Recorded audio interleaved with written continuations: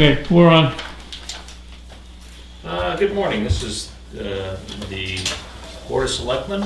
This is Friday, March 30th, and Selectmen's work session.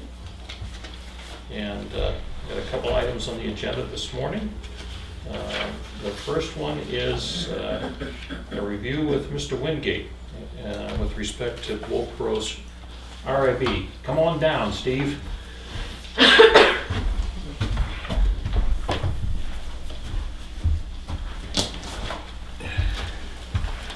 This is the stuff that Yeah.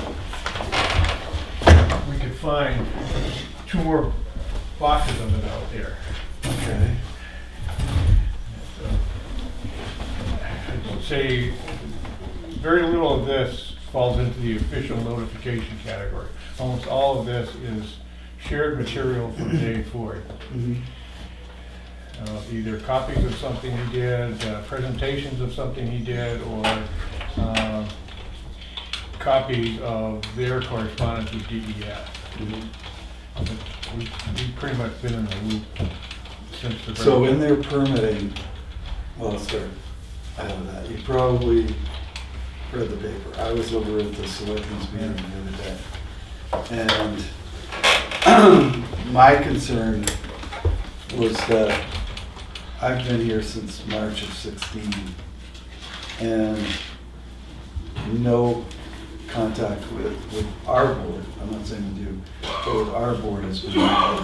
There actually has been. And who was it? Let me go through the history a little. Sure. So the proposal, the first proposal for the thing was 2006. It was permitted in 2007. Construction was between 2008 and 2009. And then they started to actually use it on April 15, 2009, and it started to break out about 5 days later, on April 20th.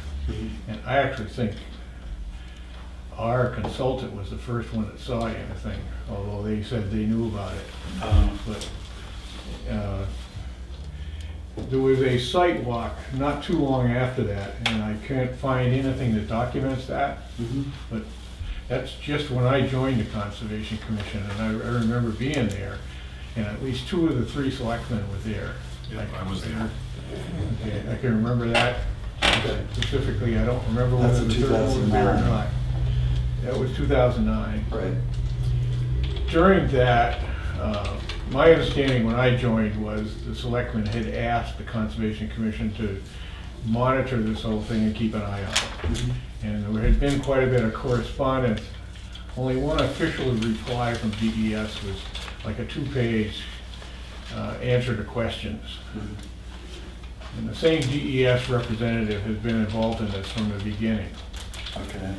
And he actually wrote the environmental analysis that was required because there was some federal dollars involved in it.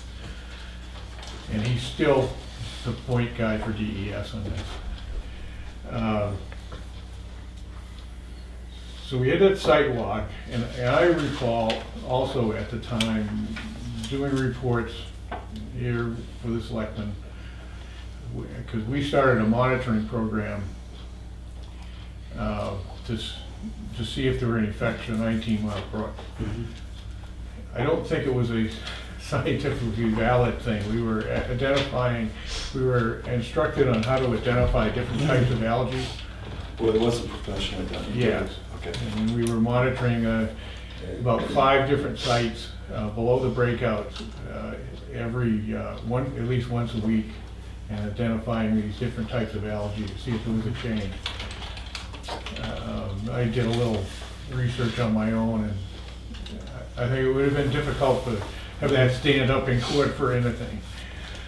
But we were reporting back, and we were feeling a little militant at the time, I think, and we were encouraging the selectmen to have a dialogue with the Wolfboro selectmen and put some pressure on them.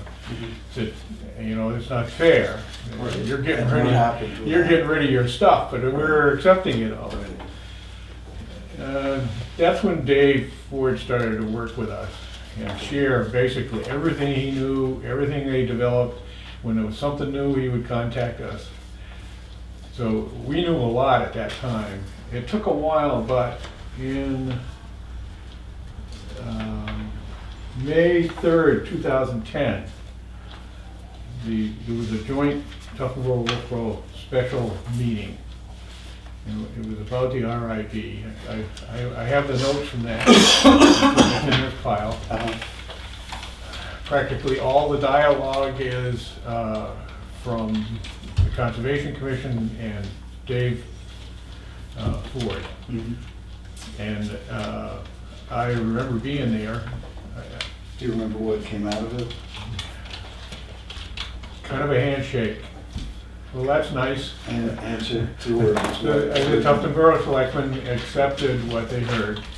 That's true? That you're doing a good job Oh, dealing with this terrible situation. okay.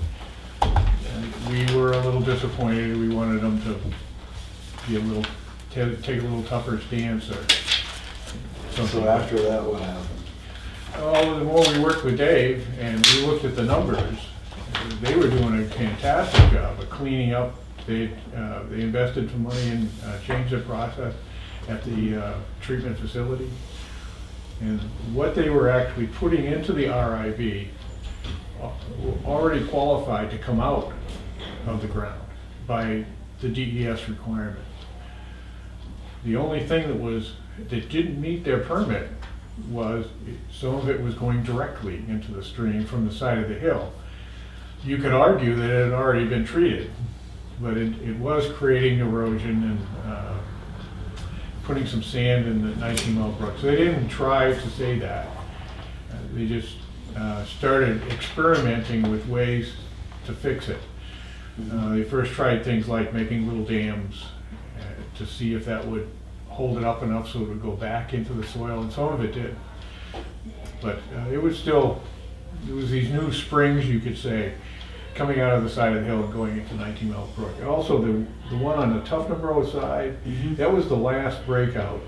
That didn't occur until December of 2009, or at least it wasn't acknowledged in all this paperwork I have until 2009. And I think I remember we were, the Conservation Commission was conducting, I guess you could say, regular patrols, just to monitor what was happening, and then Dave was showing us some of his ideas on how to try to fix it. And then eventually in September 2010, they actually did a removal of some of the sand that had migrated to the stream, and they had to get a special emergency permit for DES for that. I have that in the pile. I think since then,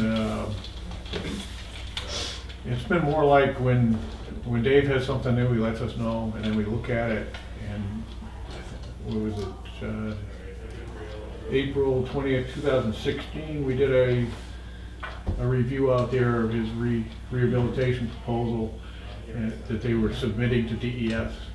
So Is that, I remember going out there once. I mean, you weren't a selectman then, but you went, I think. April of 16? Yeah, no, I was, yeah. Okay. Yeah. And Right. I think Lloyd was there. Yes, so that must have been April of 16 is when we went out and they were doing some developmental work for a solution, right? They had, They had a demonstration already set up, right, and then they were going to actually do that 3 times once they got the permit. And that included quite a bit of what I would call plumbing on this 5 to 7 acre piece, Right, and on the Tuftonboro side. right. Were you a part, was our Conservation Commission a party to this permitting process? Not a party, no. Even though it's in Tuftonboro? Yep. Okay, so that's a shortcoming. April of 2016, I wasn't here, so I'm going to repeat the first question that I posed, which was, while I was a selectman from last March, a year ago, from that time until now, until the town manager from Wolfboro called and said that they were going to have an eminent domain hearing to take land in Tuftonboro. Our board has never been contacted by the Board of Selectmen or Dave Ford or the I commissioners or think that's whatever. correct. I know it's correct, but I'm just wondering if you'd been contacted during that period of time. I wasn't contacted. Actually, we were over for a milfoil meeting, which I think was January. Yeah. And after that meeting was done, I did, whenever I'm over there, I check with Dave, Yeah. see if there's anything new. And he said yes, they were negotiating to try to buy this piece of property. Because they were negotiating, he asked me not to pass that information around. So I did. And the other thing he told me, and I wanted to bring this up, make sure I bring this up later. If we have a reason to apply some pressure, a thing we could get out of it is knowing more about what this effluent brings to Tuftonboro. And we, last summer, last fall, Larry Gill, one of our commissioners who has expertise in this area, contacted a U.S. Geological Survey, who have been doing some work with higher levels of pollutants that we've never thought about. And We were talking, he was talking about like pharmaceuticals and stuff. right? pharmaceuticals and what's called personal care items. These are chemicals that are put into shampoos, facials, and things like that that are not regulated by anything in the government. And it turns out there's some nasty stuff in there. And the pharmaceuticals, there's some scientific evidence that if you put enough of it in a wetland, the amphibians will start producing double eggs and things like that. Well, just to, So I think there is going to be a moment in time when we're going to be able to exert some pressure. And I would certainly hope, and I know you would, bring together your ideas about what kind of pressure the Conservation Commission would like to put on. But when they failed, I mean, and this is just anecdotal information I've got, when they failed, they sued the initial engineering company. yeah, And they recovered some money. yep, Triple damages. Were we ever a party to that? Not to my knowledge. So the Conservation Commission was never noticed that the suit was going on, No, even though we were perhaps a damaged party? no. Okay. And do you have any idea how much money they got? Anybody? I don't know. I'm thinking it was in the area of 9 million. They didn't get what was awarded because there wasn't that much in the company and their insurance. Mhm. So, But it was a significant Well, millions yeah. of dollars. but the newspaper coverage said they basically tapped them out for everything they were good for, Okay. and they put it in an account. It's actually they've been using that to do some of this work out there. Yeah, I'm sure they have. But the other part of... And there is a study Okay. that I think is about, I don't know whether it's in process or about to kick off, of what are their alternatives? And that's being paid for by that money. What are their alternatives to the RIB or with the RIB as it is? That's So what it's I'm- your understanding that that hasn't already happened? Because I don't I'll think just it's- tell you what they I told don't me. think it's concluded. I haven't seen it. What they told me at the Selectmen's meeting the other day was that this is the only way it can happen. There are no other alternatives. And, I'm a little concerned about that statement in that there was nothing there to tell me that they didn't notice the hearing properly anyway. But beyond that, there was no factual evidence that says they looked at this, and this is the only way they can go, is to take 7 or 8 acres or 5 acres or whatever it is in Tuftonboro to make this new process happen. I mean, they claim the soil, I guess it's the only place in the universe, from their mind, that they can pump this stuff in. But I know less than a mile away in Caswell's pit, it's just all gravel. They could probably put it over there for all I care. But I'm not certain that they haven't just taken the easiest way. And so our job, I think, is to figure out how to defend Tuftonboro, if you will. And if you weren't a party, or the Conservation Commission, not you, Steve Wingate, obviously, but the Conservation Commission was not noticed of the permits that were gonna happen on Tuftonboro property, We then, were not officially noticed because the requirements are to notice the abutters, and the abutters are, we are not, Tuftonboro, town of Tuftonboro is not an abutter.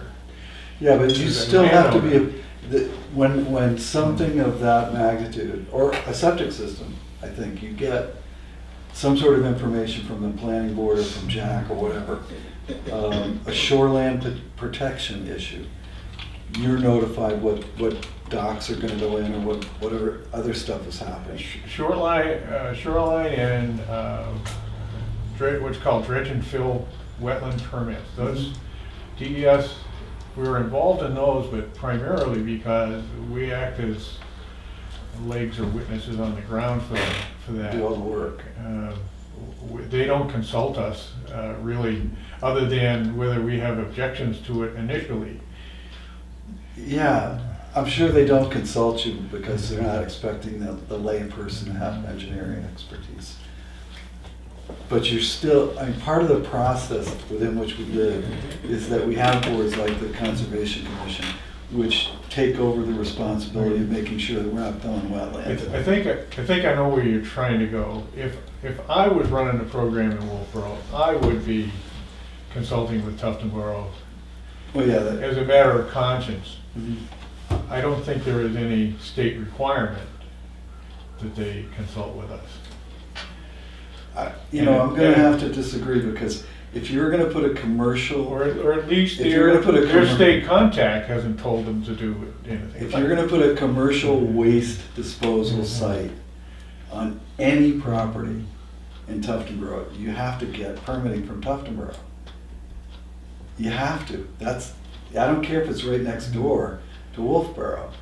But, and further than that, if you've spilled something in Wolfboro and it runs out into Tuftonboro, we're now a party to that spill. You're thinking out of good manners, they should have notified you. I think by law they have to notify you.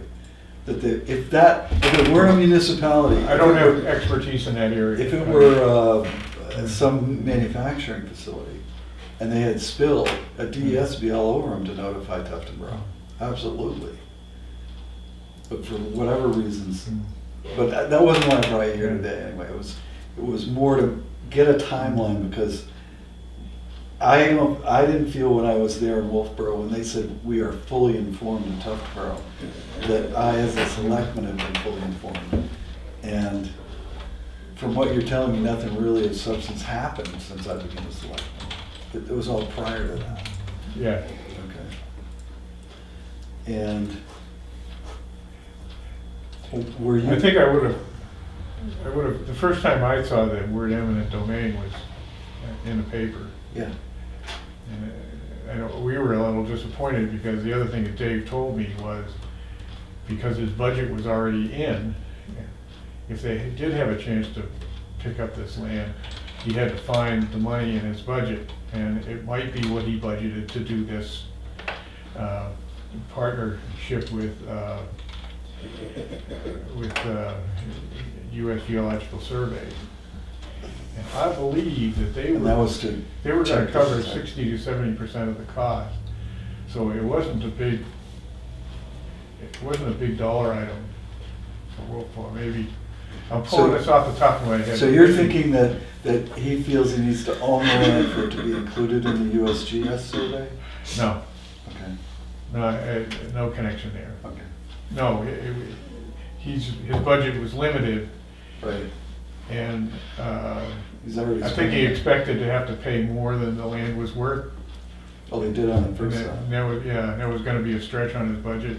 Yeah. I think it was something like that, so he was saying maybe we have to put that survey off for a year.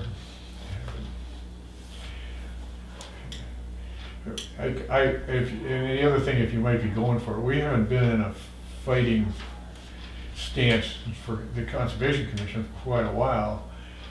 We didn't feel like we were encouraged it that way by you, but the cooperation from Dave and the fact that DES seems to have all the decision. Well, they do and they don't. I mean, there's certain other aspects of this whole procedure that are statutory. I mean, there's certain things they don't have authority to do. They may think they do, but I guess, and a good relation with Dave Ford, I suppose, is important, but it's not the be-all and the end-all, and he can be a very charming guy, and he can be very informative, or maybe appear to be very informative, and maybe not so informative. But the problems that I eliminated to them were, first of all, it's a 93-acre piece of property, hasn't been subdivided. You don't have the authority in Wolfboro to create a subdivision in Tuftonboro. That has to be done here in Tuftonboro. And then it becomes an industrial site because it's a municipal waste repository. So we gotta go to ZBA. And we haven't even gone to the Board of Tax and Land Appeals to see if they can do eminent domain. And then at the end of it, they were talking about a boundary line adjustment, which I think in their minds was connoting making it a part of Wolfboro, which you can't do without a legislative enactment. So they got a whole pantload of problems to overcome before they get to the point of designing the system to go there, I think. But I wanted to make sure, and I didn't make any of these questions come up, because if I'm uninformed because of my laziness, then shame on me. But if I'm uninformed because nothing happened, then shame on them. They should have been coming to us a long time ago to get us as teammates in this process if they were going to do it, I think. And to your question of militancy, I mean, I think I'm feeling very militant at this juncture. I don't know if my brothers are, but... Well, I guess what I would say is we need to do everything that we can to protect the interests of the town of Tuftonboro. That's our responsibility. And That's where we go.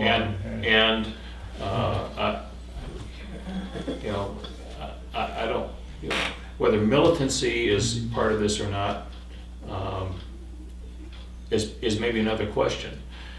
Dave is a great guy, he's knowledgeable, he wants to do the right thing.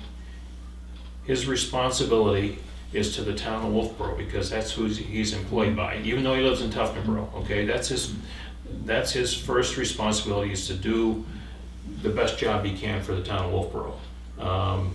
Our responsibility is to protect the interests of the town of Tuftonboro.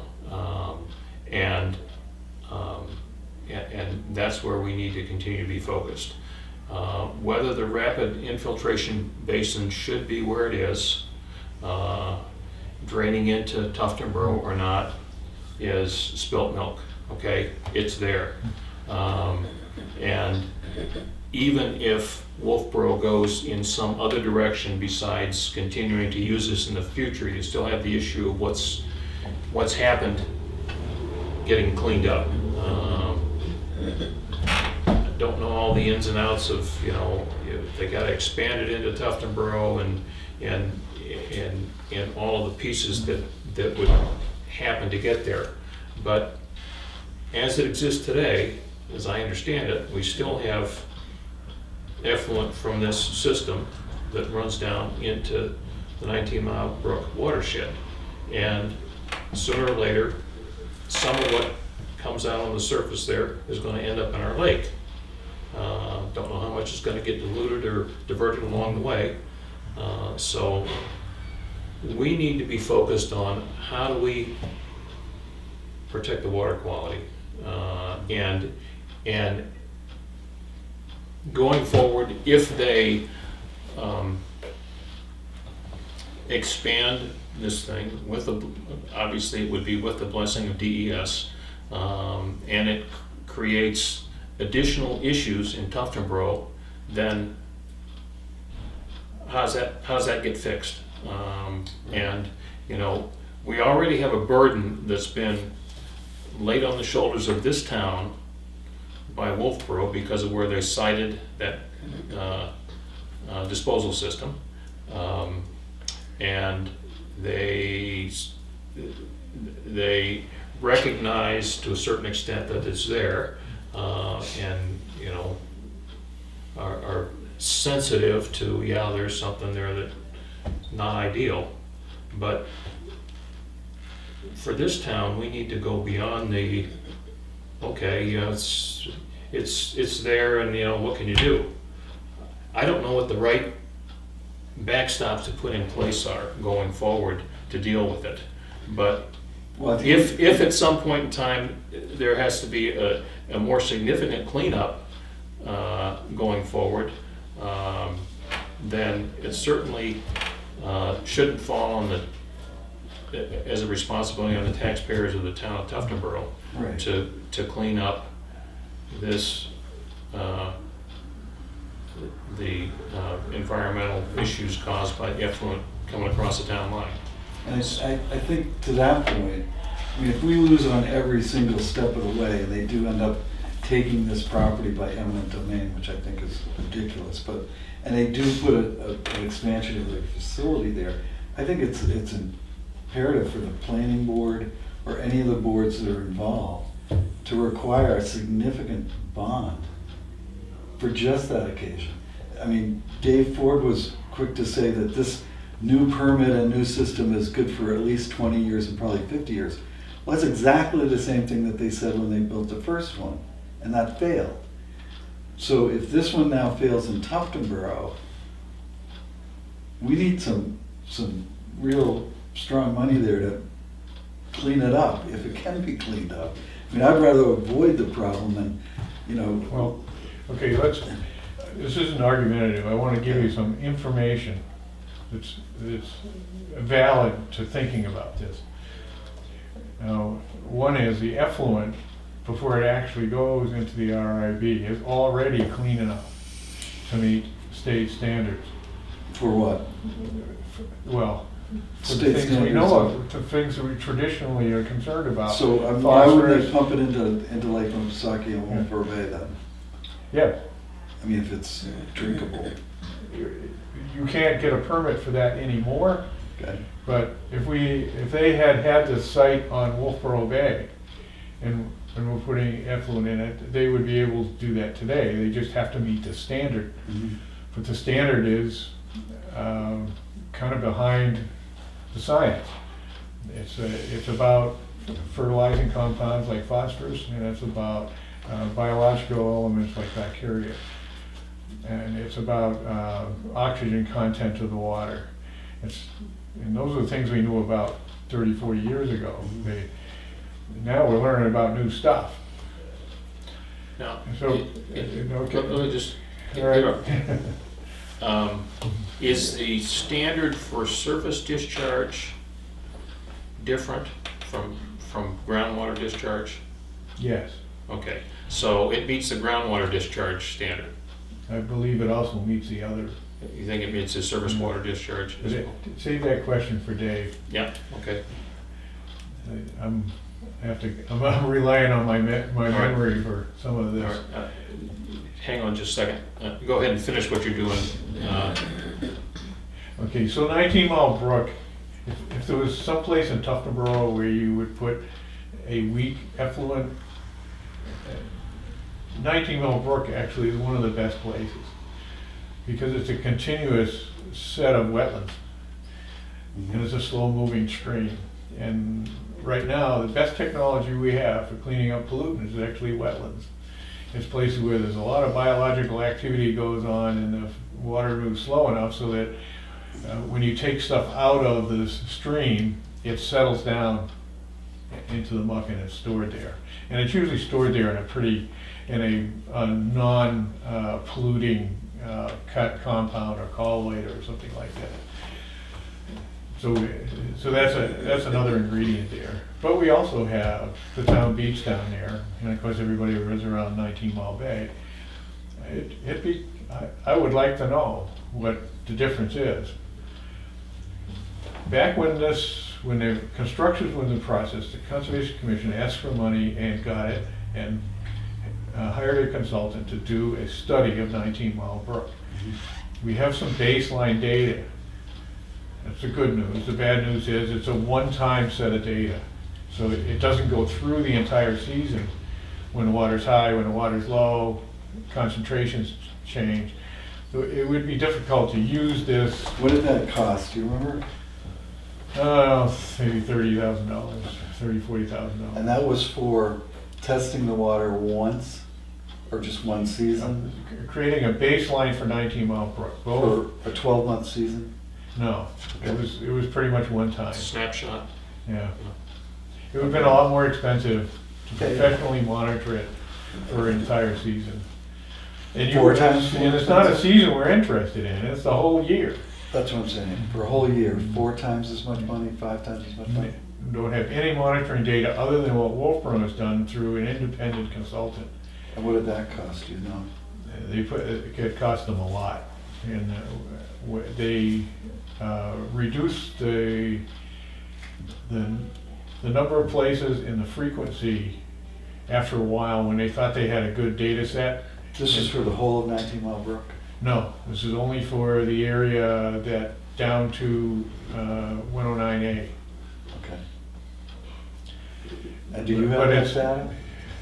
A lot of it's here. Okay. It takes a scientific mind to read it. Were there conclusions? I mean, do they give Yeah, conclusions there are on it? conclusions like during low water periods, like in the summer, almost 60% of the water flow in that area is actually coming from the RIV. And the water is relatively clean. It's a little higher in what you would call fertilizer compounds, but not much. And sometimes it's actually lower than what you would call the background, because they take samples up above where anything is coming in as well. But that was all an effort on Wolfboro's end to satisfy DES? We didn't require that testing, did we? No, Okay. but we actually wanted to do more on our end. We made an attempt at one time to line up volunteers to take samples, but that didn't go anywhere. And I don't remember that much about that. I wasn't chairman at the time. I know we did this algae thing, which was kind of flaky. When we started talking about, when Larry got involved, we started looking at location. We have some locations lined up where we could do some sampling with volunteers, which wouldn't cost Tuftonboro anything, and try to add it to this. Just so- from my perspective, I don't think any testing should cost Wolfboro or Tuftonboro anything anyway, because we're not presenting the problem. When we talked to Dave about doing this personal care and pharmaceuticals study, he jumped right on it. And I was frankly surprised. You know, what if you got negative information? There'd be a lot of pressure on him to do something about it, make his life a lot tougher. But he jumped right on it. He said, yeah, that would really be a good thing to find out about that. Sue, you had Yeah, A I was question? gonna say, when we were selectmen before, and this was I got starting, thrown out when they first started this thing. this I was remember. starting, Jeannie Forrester's husband is a scientist who does this kind of testing and analysis. And he was saying to be really careful, that you really need to monitor this. Mhm. You need to set up a program where it's being tested regularly. And it sounds like we really better get onto that and get that in the budget. Because we have to do our own testing, would be my opinion, not rely on. I'm thinking that their permit from DES is imperfect for many reasons. But was there any testing required? They had a system fail, and now they get a new permit. I mean, you have to premise your failure on some failure of the topography as well as the engineering. Well, I think you said that the same guy that's been involved at DES from the beginning with this thing is still involved. Mitch Locker. Yeah. So the good news is there's some knowledge of the history there. The bad news is, they stamped the first one through and it didn't work, and now we're coming back to do another round, and you got the same guy reviewing it and approving Not it. only that, but my understanding is that it was his idea. He was trying to spur Wolfboro into some kind of action. They were under court order. Right. They couldn't have any more No more sewer taps until connections, he right. solved this problem.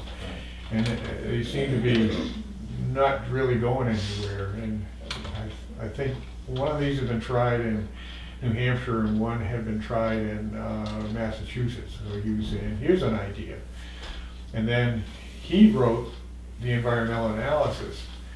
From my previous job with the U.S. Forest Service, I have a lot of experience with what's called NEPA, the National Environmental Policy Act. And that was a very imperfect document. And I think the town of Tuftonboro was not noticed on the notice list, and it could have been stopped right there. Right. But And there's I wasn't even here then. But, you I know, mean, I would think there'd be a something I little, read a last little later. peer review going on, but at any rate, we haven't been copied on the permit for this new system, I don't believe. have we? No. So we don't know whether or not there's testing requirements in the permit, which there should be. would I think. agree with you, Sue, that we need to monitor this. And it should be, and now, the operator of the sewage treatment system should pay for it, okay? But, That'd be great. but But it there's a shouldn't- conflict of shouldn't interest stop. there. If they don't pay, we should still have it done. There's a conflict of interest if the operator of the system is the one that's selecting what gets treated or what gets tested. That's why we have DES. Well, I mean, right, well, and have an independent entity that actually is doing the testing. And, you know, whether they pay for it or not is another thing. But as a town, we have a responsibility to understand what's going on. And as you said, Steve, from a standpoint of the traditional things that we test for in discharged waters, everything is terrific. That's good news. The pharmaceuticals, the personal care products, other things that may have some effects that aren't well understood, we don't know. But I think this is an opportunity, given and they actually voted to go forward with this eminent domain proposal. But this is an opportunity for us to enforce their payment of the testing and to structure the testing. And if they don't pay for it, then we'll put a lien on the town docks. I mean, we have an opportunity now to contractually obligate them to do something. And I think we need to have all of and that's why I wanted you to come here, and I apologize if it was confusing.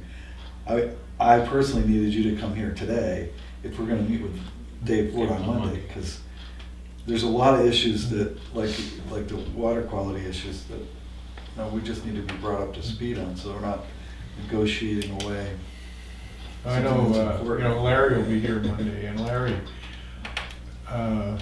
feels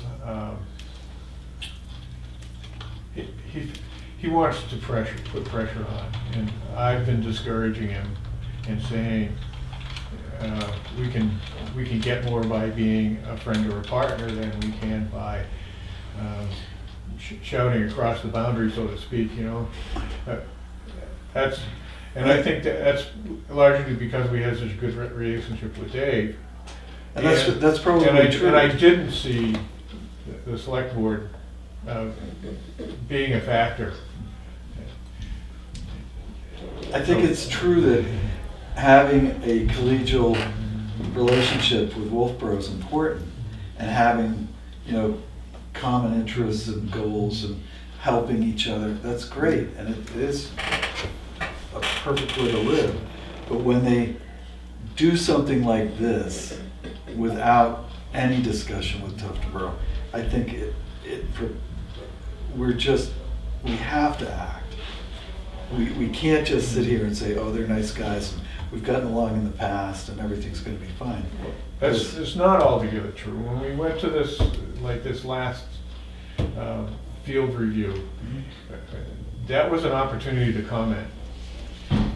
The permit was going in, we knew about it, and Dave pointed that out, that we could comment if we wanted to, and he wanted to make sure we understood everything if we did want to make a comment, so. And no comment was made? I don't think you've seen a select board contact on this kind of stuff, but there has been plenty between Dave Ford and the Conservation Commission. So it could have, I think it certainly could have been done better, but that's the way it was done. And I don't know, I feel a little allegiance to Dave because he's been so open with us and Yeah, that's Well, wonderful. I think that's great, but, you know, let's go back to what you mentioned about the testing with the geological survey and his support for it. He doesn't get to determine whether it gets funded or not.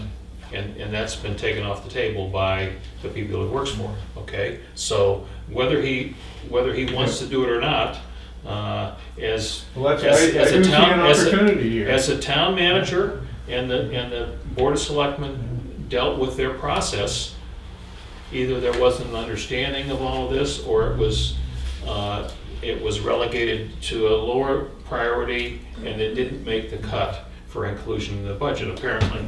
So it's, again, he's got to do what he can do with what he's given. And he can make the case for various things and express his support. And that's not to say that he isn't supportive of it, but at the end of the day, if somebody doesn't give him the money to do it with, he can't do it. But I think they rely on him to give them direction as to where they're going. I mean, I get the feeling that Well, I think this that's 7 acre true. expansion is premised upon Dave's understanding of what he thinks should happen. So I don't think he's completely out of the woods as far as the direction this is going. I think, I want to say this carefully, that there's probably a potential embarrassing thing in this, that it wasn't handled right from the beginning, the part over the line. So, you know, why wasn't it handled properly? And I've wondered whether there's an agreement with the property owner there, some kind of an agreement. And so Apparently not, It's because negotiation. Yeah. your dirty laundry's hanging out there, potentially hanging out there a little bit if you disclose everything. So I think that's probably in the back of some minds out there. And then the idea that it's a lot easier to fix something on your own property than it is somebody else's. You know, if it's your own property, you just do it. And you try to do it the best way, but you don't have to convince somebody else that that's the best way. Or you don't have to try to convince somebody else that you're gonna put it back the way it was, or, you know, it's just a whole lot cleaner. If I was on that side of the thing, that's what I'd be trying to do. I'd be trying to get control of that property. On their side of the border. Yeah, and just a little matter of disclosure, we own a small piece of Wolfboro. I know. Okay. I know there's a part of my property up on Mount Pleasant in Wolfboro. No, I didn't mean that. It was Oh, the Libby. Libby Park, yeah. Yeah, but I don't think that- Little wedge on that. I don't think we own that, actually. I think that's actually. I think it's deeded to Tuftonboro. When that happened, there's no real recognition for it, but Yeah. it's there. So there's some precedent in a way, I guess. Well, we have to maintain our boundaries, but I know when it comes to conservation. I think all they've done is to continue your metaphor there. I think all they've done is create more dirty laundry. They haven't solved their dirty laundry problem by going forward with that meeting last week on eminent domain. I just so you got maybe understand why other people think a certain way. You know, that's information that I think I have a feel for. One other thing, there is precedent for one town owning property in another town. Sure, The part that I know about is municipal watershed, right, Concord has. but I don't know whether effluent disposal could fall into the same criteria or not. No, I think there's plenty of, not plenty, but there's some evidence of takings by other towns in order to satisfy a municipal need. But it has to be the only thing they can do. And the only reasonable thing they can do. And I wasn't presented with any kind of evidence that they've done any exploration other than, let's just expand what we have here. And in order to change the boundary of the town, it's one thing to take land like Concord did for their water source up by the Blackwater Dam. That's just a water source that still remains in the town that it's in. The boundary changing, taking by changing a boundary line adjustment and making it part of Wolfboro, that you have to go to Concord for that. Our boundaries are cast in stone. They're sovereign. In order to change that, you need the legislature to do it. And that's what happened down by Libby Museum years ago, when that farmer went to the legislature and got it changed to, there's a chunk that's Right. now in Wolfboro. Right. Yeah. Sue? I just would like to emphasize again, Tuftonboro has different interests than Wolfboro does in this. The science that we need is different. It's more than just what it takes to get the permit and maintain the permit, which is what Wolfboro needs. We need to know if the water coming into 19 Mile Bay is deteriorating. And in what way? We need to know the new stuff. I've been to septic classes where they conduct them at nursing homes and you open up the tanks and look, and the medicines are Yeah. unbelievable. I mean, it's pink in there. It's not That's one of the studies. yellow that- or brown or green. But that's not something we can expect Steve to do. Well, We the need to town hire needs, somebody to we do- have to have scientists Right. who's taking the lead on this, a consultant who maybe it can be gathered by volunteers, but there needs to be a scientist who's A protocol. Oh, yeah. yeah, setting up the Yeah. protocol and Right. going through. But I mean, It's like the once water- again, water your samples on the perfection. I mean, website. the lesson we learned at town meeting about warning.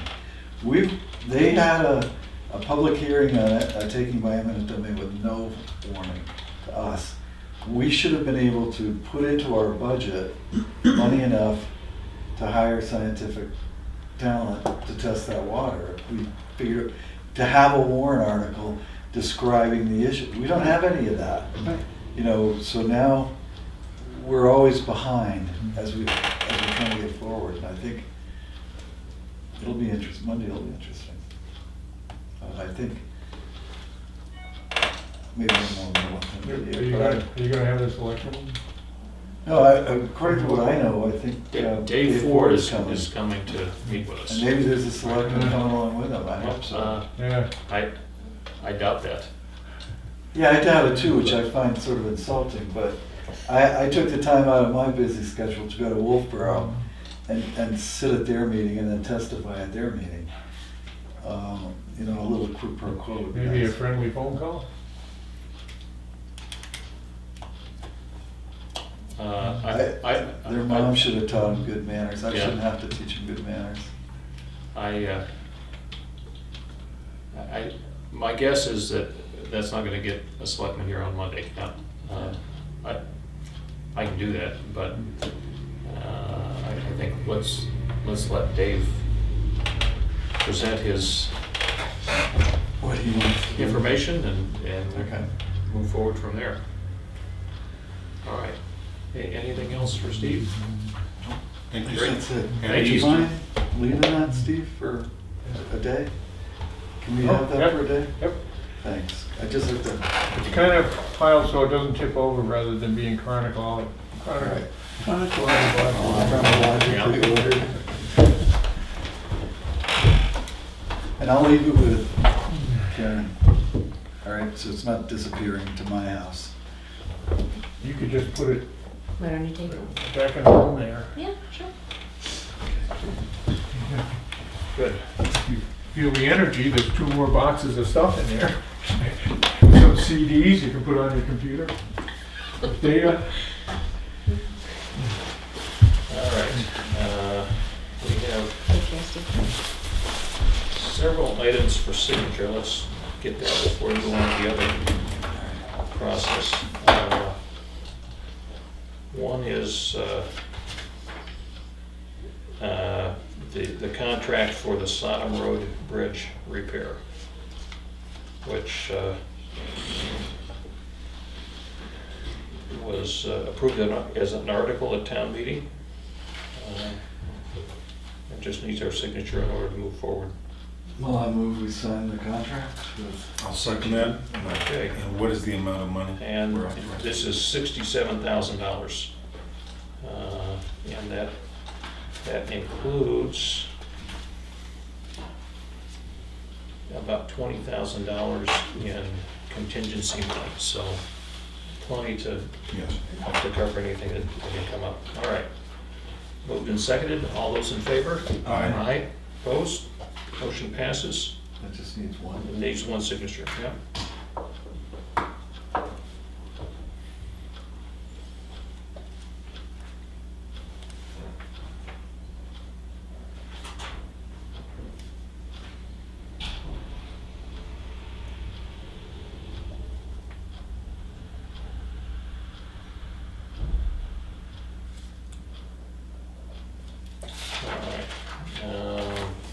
Next, we have a letter of support for the Tuftonboro Community Solar Project. You had a chance to Yes. read this? You had a chance to review that? I did. Okay. And this is expressing support of the grant application going forward for the low and moderate income solar project. It's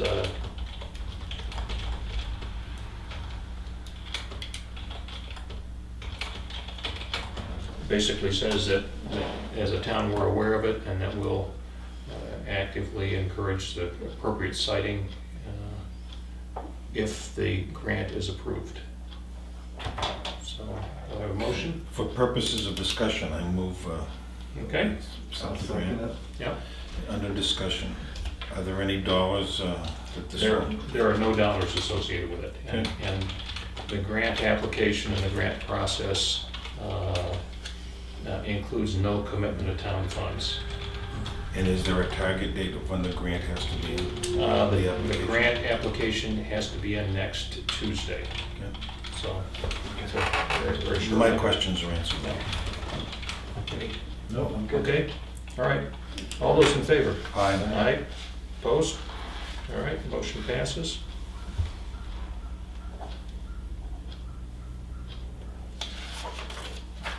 I'm sorry. Okay. All right. And next, we have the software agreement with Avatar Assisting for online data hosting. This is an item that was included in this year's budget, and this is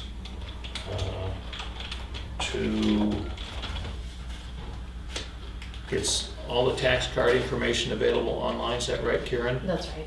And also hosting for the maps that we already have. It's not included updating maps, but That's right. That's a whole. that we're working toward for next year.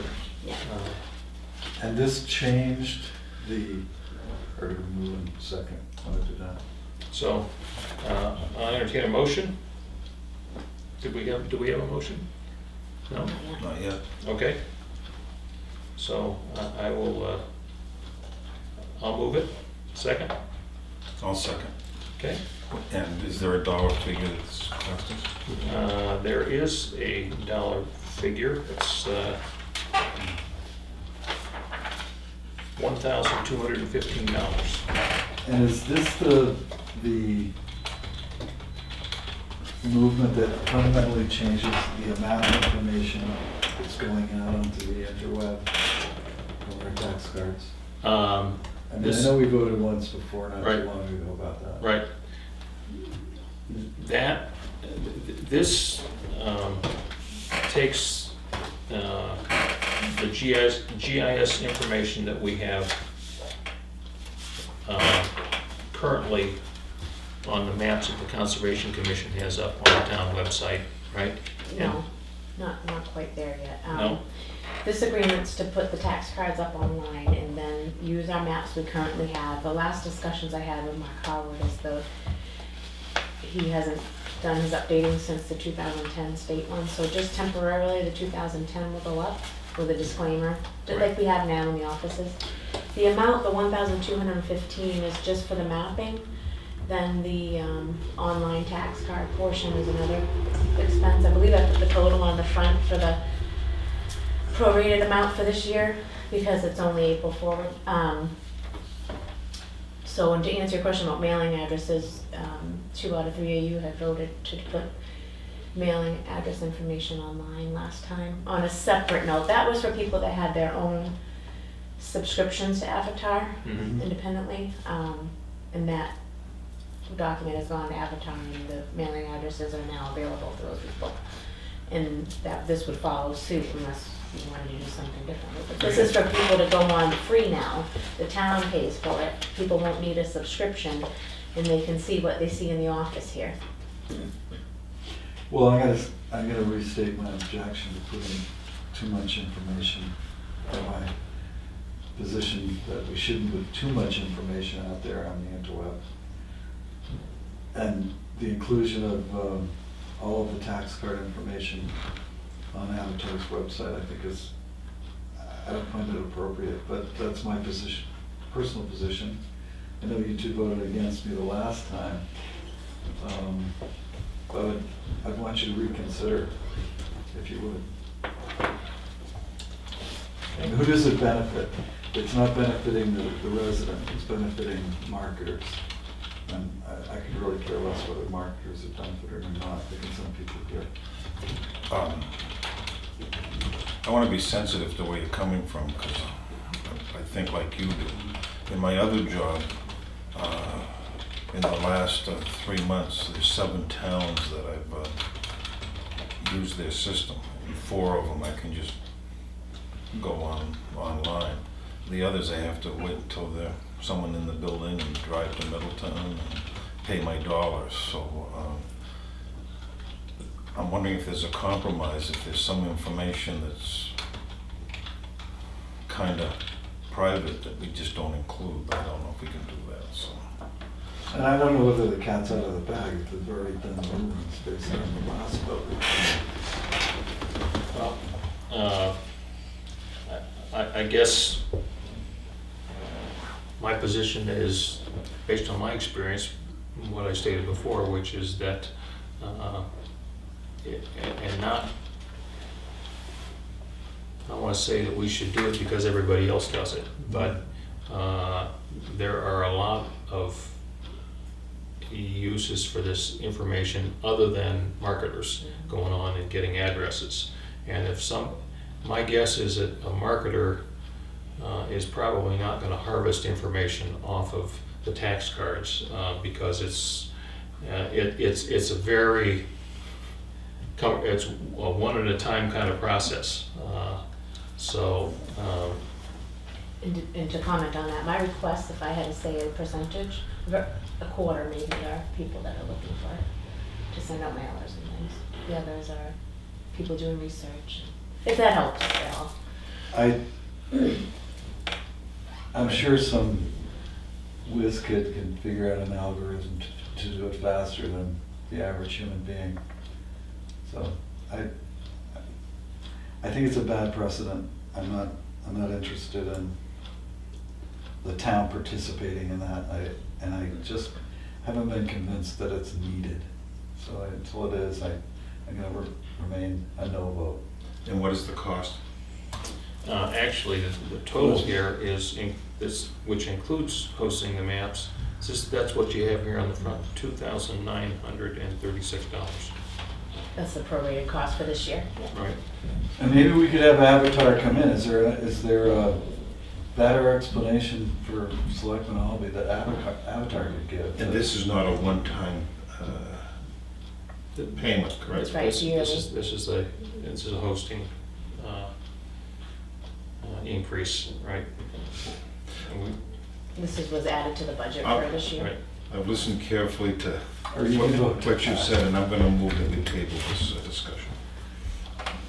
Okay, I'll second that and hope that we can invite Avatar in to explain it to us. Okay. Help us out with all right. it. Help me in. Aye. Aye. All right, next signature item we have is the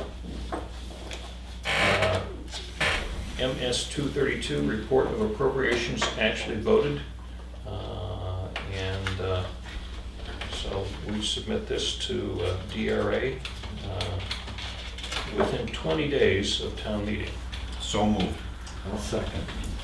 All in favor? Aye. Aye. Opposed? Okay.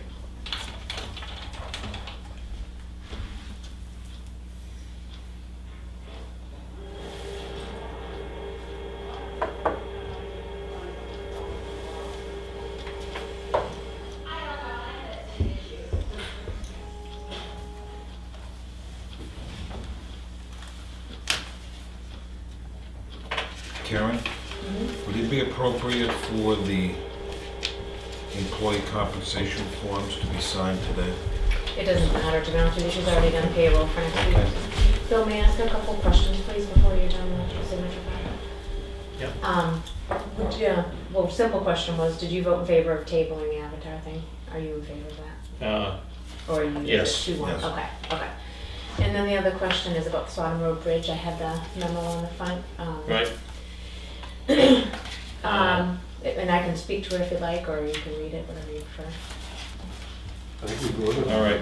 There's more We- questions We I did. need help with. So, let's see. All right, so your other question here, I'm sorry, is That's okay. can someone be given authority to act on the project throughout the repair? And, Because time of the essence type of questions during construction. right, Yeah, right. And, whether it be a selectman or Jack or. I thought that's where we hired the engineering company. we. Are you talking a liaison? We do have, HEB is gonna be administering the contract, but. He did say from engineering type questions, things that they focus on, Mhm. that would be HEB definitely. But for just, and I don't know enough about these types of things to speak to it, but he gave me, examples of questions that someone here at the town would need to answer. My mind's kind of blank on what things he mentioned, but Yeah. things that So aren't this is- engineering type questions. This is stuff that would be appropriate for Jack to Yeah. be engaged in. Yeah, and I just needed to get your approval for that. And also the contract, because if you sign the notice of award today, but the contract needs to be signed, the contractor needs to go get insurance and a bond and so forth, and he will do so after he receives that notice of award. Okay? But then the contract needs to be signed. Right. Right. Typically, at the same time, the contractor and someone from the town would sign it. Is that fine for Jack? Do you give Jack permission to do that with himself, or do you want to do that during a No, meeting on that's the Monday? Board of Selectmen. Yeah, I think we, Yeah, okay. That's one of the we- questions they yeah, asked me, so. Yeah, we do that at probably next week's meeting. Let's Right, see, the can we 9th? do April 9th? Yeah, Yeah. that's right, April 9th. Right. Okay, all right, I'll put them on the agenda for April 9th. Thanks. Okay, And so Jack can be the point day-to-day person yes. during the yes. project. All right, Okay, thank you. all right. There's a signature thing there. Oh. Yeah. Thank you, sir.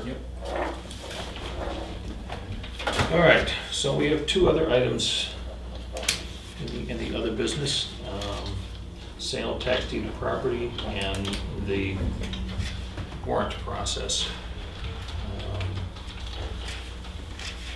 Are we ready to discuss the sale, tax deed of property? Yes, sure. Okay. We have a list, I think,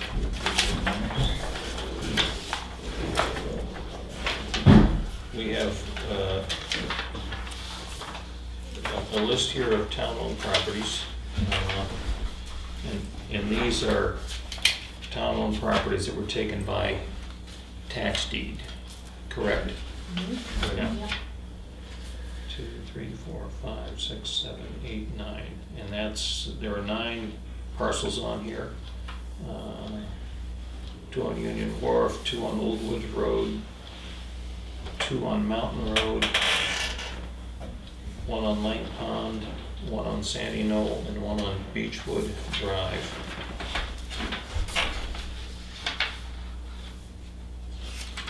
And I think, Where's, I hate to say this, where's Beechwood?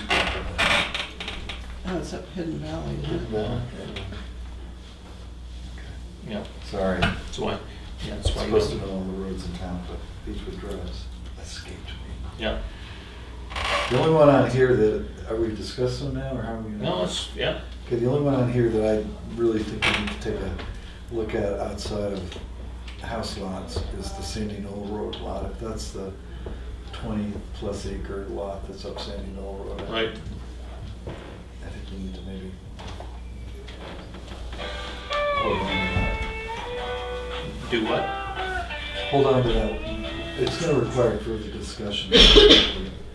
Put that out on the market if we ever do. All right, and what's the,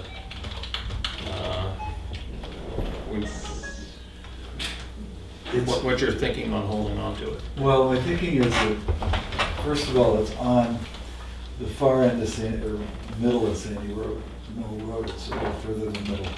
So it's on a class 6, it's 20-plus acres, it's pretty decent. By looking at the soil maps, maybe a gravel deposit. I'm not sure, I mean, unless we want to open Sandy Knoll Road up and have some development going on up that way.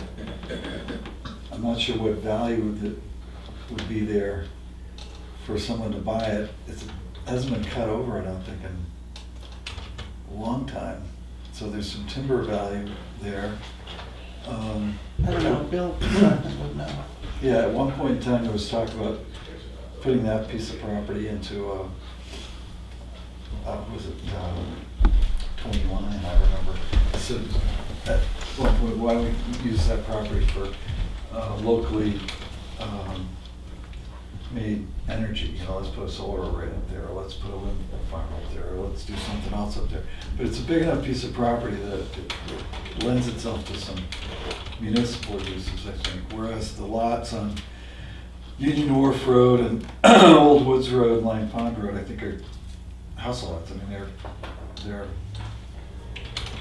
something that should probably have a house on it, They're marketable. pay taxes on it. Mhm. So that's my thought on the Sandy Knoll Road.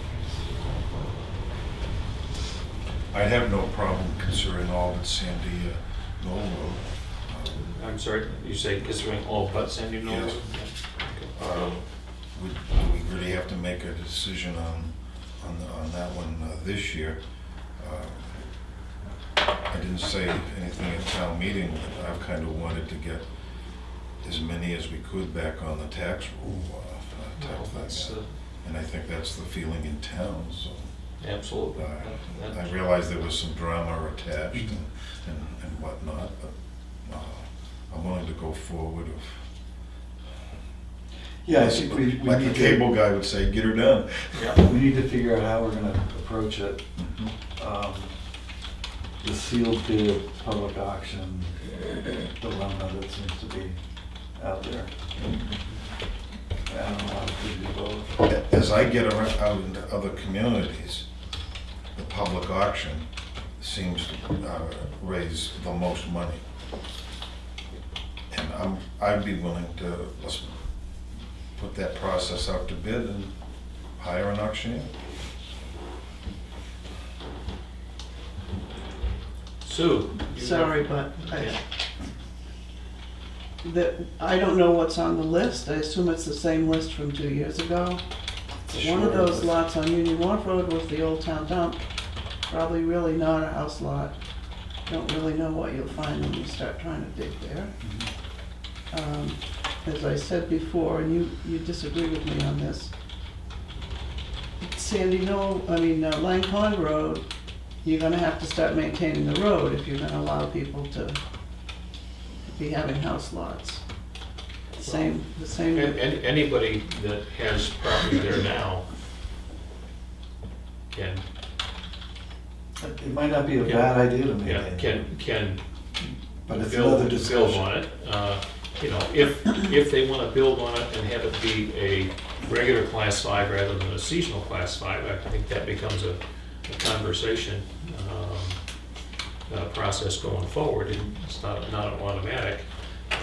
But But I think that, I don't know, I don't think we want to say that property that's on a seasonal road, we want to hang on to because somebody might want to put a house on it and then might want it to become a non-seasonal road. I mean, I guess you go the other direction. It's cheaper to own it than it is to maintain the road. So, but there are expenses other than just maintaining the road. If you don't at some point in time expand these class 6 or seasonal class 5s, you continue to have the impact on the open land. So you continue to have larger developments planned or constructed, not unlike the one below your house, my sister's house, or the one over off of Mountain Road. It's a lot cheaper to put a house on a town road than it is to put roads in and build houses. Significantly it's all cheaper. supply and demand. It doesn't matter what rules you have. It's Right, supply right, and right. demand. Yep. But you're not just not having to maintain a road by not selling this particular lot on Lang Pond Road. You're actually not having any kind of policy about what your feeling about the open land spaces are. You're saying, no, we're just gonna preclude people from building on Lang Pond Road because it's too expensive to keep the road up, regardless of what might happen on Mountain Road or what might happen on Durgan Road or whatever. You're pushing the market into the open spaces, so I think that's another consideration you can take. Well, okay, then certainly you shouldn't sell Sandy Knoll Road lot, because that would be pushing development Right. into. Another reason not to sell Sandy Knoll. And that one, the Conservation Commission recommended against Yeah, that one as well because of water features and stuff out there, I think. Yeah, I think, but when I had a conversation afterwards, it was like, oh, you know, people just sort of felt we ought to hang on to it. So anyway, Guy, you had a, Yeah, concerning the lot on Lang's Pond Road, I was involved in the building of the last house in Tuftonboro on Lang's Pond Road, which is plowed by the town of Tuftonboro as well. They were allowed to get their electricity from the town of Wolfboro, but Wolfboro said that was the last one that they would do on Lang's Pond Road, meaning that electrical power would have to come from 109A. Now, eventually, with all the lots that are for sale and the subdivision that's out there, that we will have a population living on Lang's Pond Road, maybe 100 years from now. But I think if we had that lot, electrically speaking, might be a possible location for a substation that might be necessary at some point in time. I can't recommend solely on that, but it might be a consideration as to keeping the lot to get electrical power out there at some time. and I want to say that this is not an exhaustive list of town-owned property that I'm looking at. And I think when we get to the point of, these are, I believe, are all of the tax deeded properties that we own. really? Yeah. It seemed a lot longer than that. Yeah. But- So, Well, and that's less. you mentioned one of these being an old dump. Yeah, the one on Union Walk Road, right. right Yeah. by where the river crosses. It was It's So it it's was- better it disposal was- to throw it in the river, Was right? actually privately owned and No, and it's then. town. No, Well, no, this is, this list, I Oh. believe, is Oh, no, no. all stuff that was taken by tax No, it lien. isn't. No, it isn't. Okay, so, It isn't yeah, so necessarily. it's probably a different parcel. This isn't all the property that We'll the town figure it owns. out. I think you better yeah. double check the Union Wharf ones, All right. because they may be, But I think every single lot needs to be looked at once we decide to put it out on the street that we're gonna hire an auctioneer or whatever we're gonna do. Right.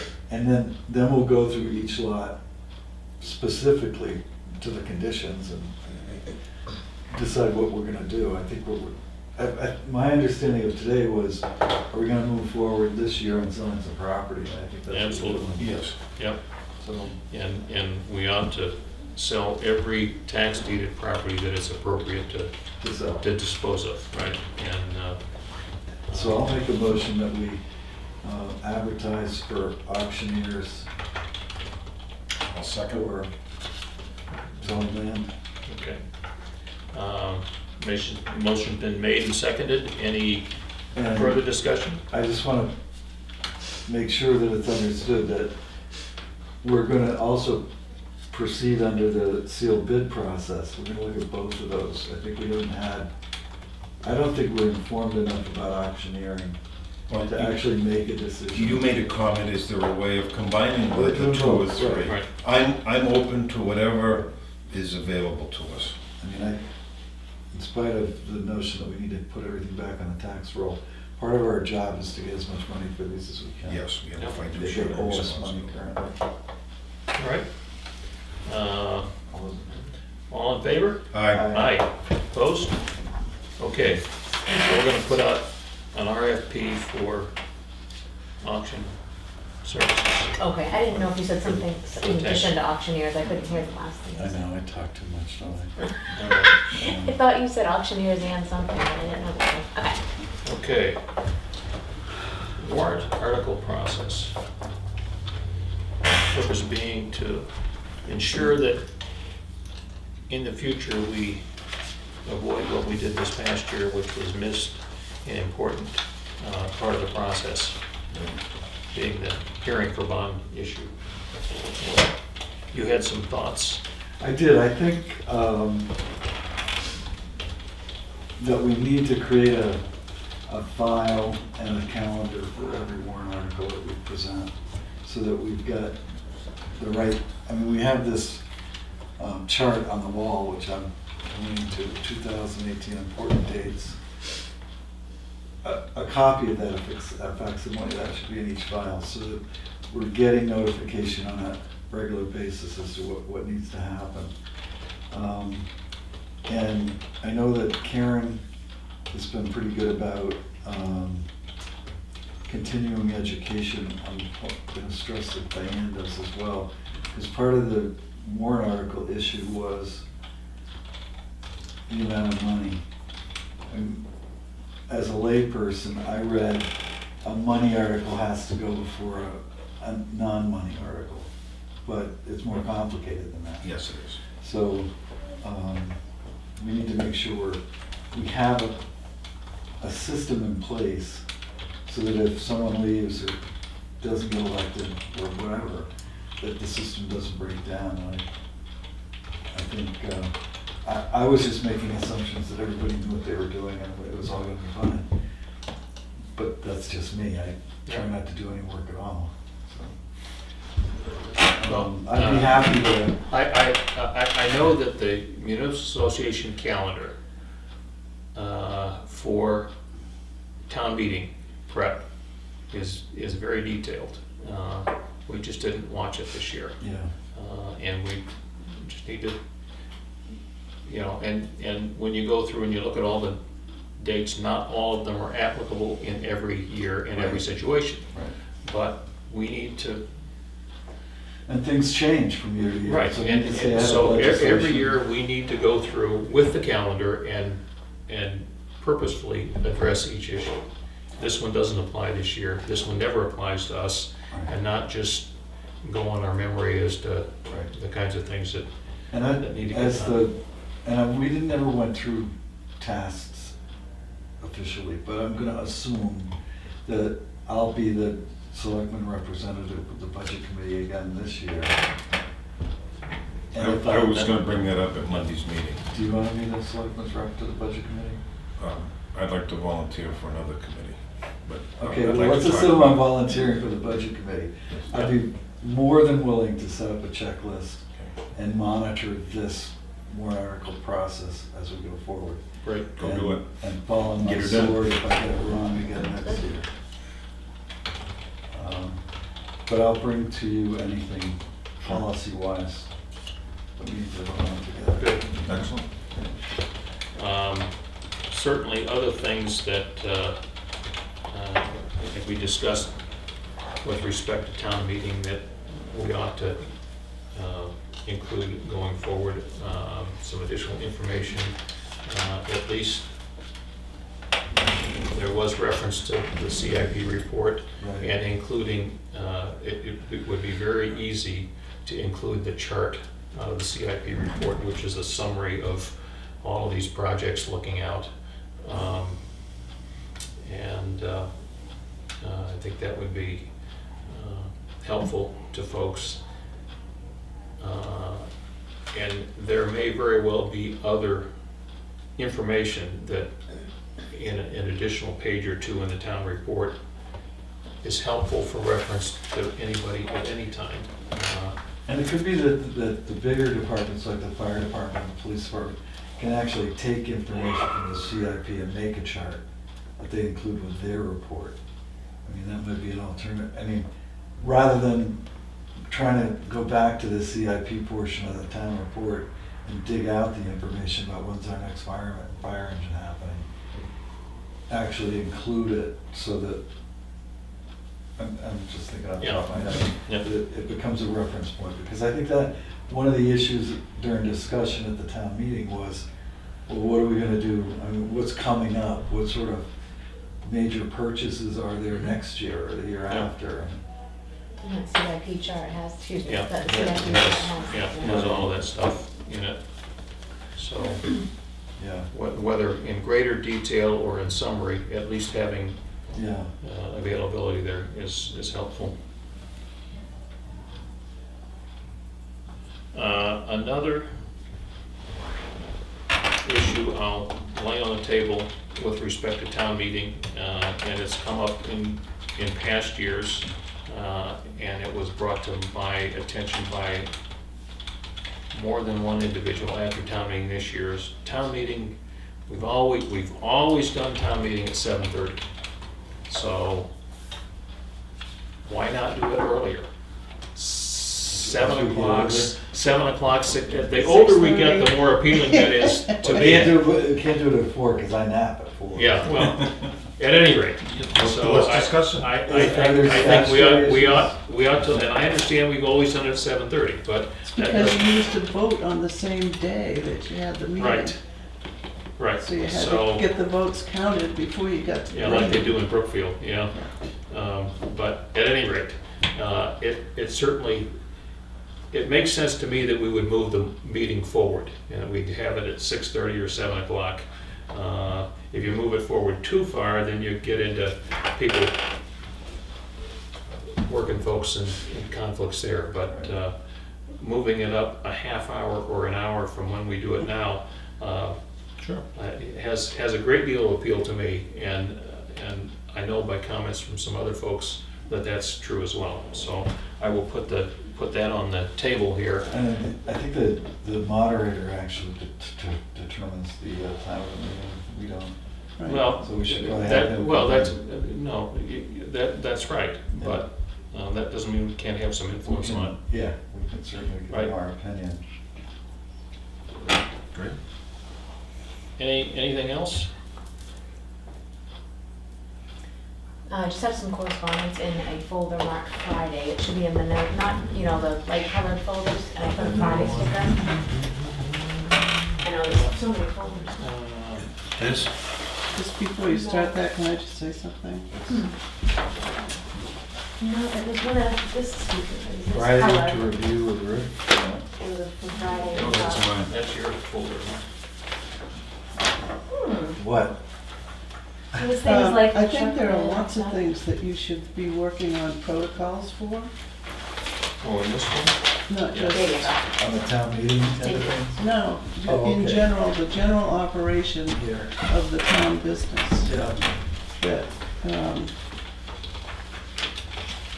protocols for filing. How do you file things on a computer so that every department is using the same system of folders and sequences and that sort of thing? How do you save an email for right-to-know purposes? You save it as it comes in here, and you have another file that's already redacted, ready for anybody that requests to see the email. It takes, just a matter of seconds to do it when it comes in, but to go back later and do it is very time consuming. So I think these are types of things that need to be worked on, town government wide. One I ran into last week was I came in looking for a file, the planning board file, and Diane searched and couldn't find it. And turns File out, on the computer, you mean? no, a paper file. Turns out the planning board attorney has it. But there should be a protocol where there's like at least a card in the file where it belongs, Checked out by, checked out by, gone to wherever. It's like this pile of stuff here, if you weren't gonna yeah, I'm not taking it take out of it the in building. the other room. I'm not taking it out of the building. I'm just thinking Can't be that trusted. there's a lot of that kind of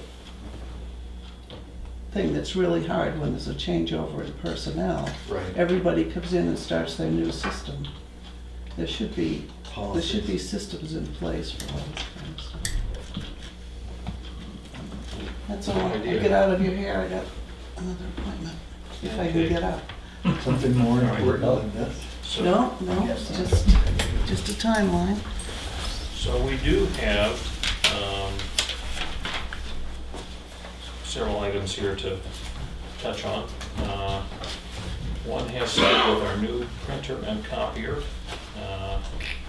And Karen says that when we originally put our budget together, we included the new photocopy machine that is also a printer and prints both in black and white and color. And we also included replacement of one of the computer printers that we anticipated we were going to do as a color printer, but since we have color printing in the big copier, we don't need that. We can just put a black and white printer in, right? So It's a cost savings, a page So this print is like savings. this printer, Correct. and we need to have that separate for what reason? I mean, if, you can't just have a wireless connection. If to someone's the on the printer. copy, well, right, you can print to the copier, you're right. Okay. And they actually offer secure print in the copier. But if someone's at the copier, Yeah. it's nice to have two. The other thing is we use this when this door is locked. Like the treasurer comes in, doesn't have access to the copier in the rest of the building. It was nice, the gentleman from Porter office actually called and said, he was honest and said, I don't think you need all this, it'd probably save you some money. And yeah. I think it's $300 less, or, So, And the yeah, it cost per says page is 400 instead of 700, so it's $300 less expensive than, So we need to sign something, or is this just a review? she's just looking for approval to go ahead and get a black and white rather than, and I don't know that we need to make a motion. I think that's good. Okay. Thank you for yeah, being on top of that. no problem. The Carroll County Response to Substance Abuse Disorder Group is meeting this coming Tuesday at 9 a.m. at Cook Memorial Library in Tamworth. Do we have anybody who is interested from this board in attending that? I'll take a look. I just need to RSVP for you. Yep. I can give you more information on that if you'd like. If there's some of the regular correspondence.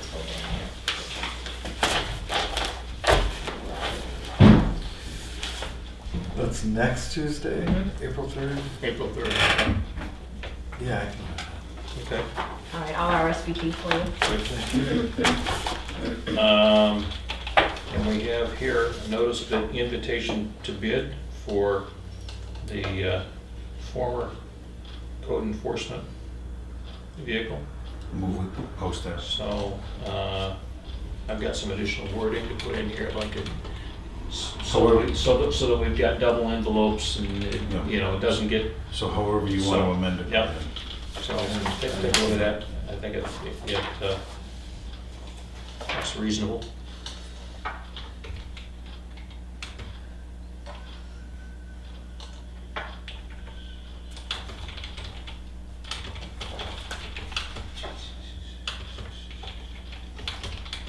Yeah, I think that's fine. I mean, it doesn't, it's not good enough to just say sold as is. You have to say sold as is with no warranty.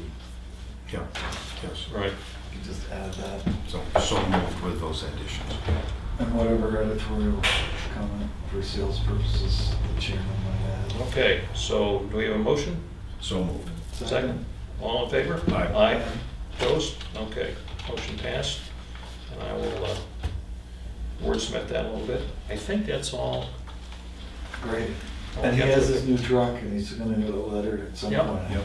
Yep, I'm sure. yep. He's got the town cover on order and, moving on. All right. Any further business? I would speak, I've been cogitating on this a long time, I might have spoke earlier, but I won't get it right. I believe it would be in the town's best interest to investigate the possibilities of retaining an attorney who has experience with both eminent domain and environmental issues in going forward in our dealings with the town of Wolfboro and their rapid infiltration basin Band-Aid, I'll call it. That's just my opinion, but something to consider possibly. I think that's a good observation, absolutely. Thank you. Okay, we're ready to adjourn? I'll move we adjourn. Second. Okay, all in favor? Aye. Thank you. Okay, thanks. You. All right.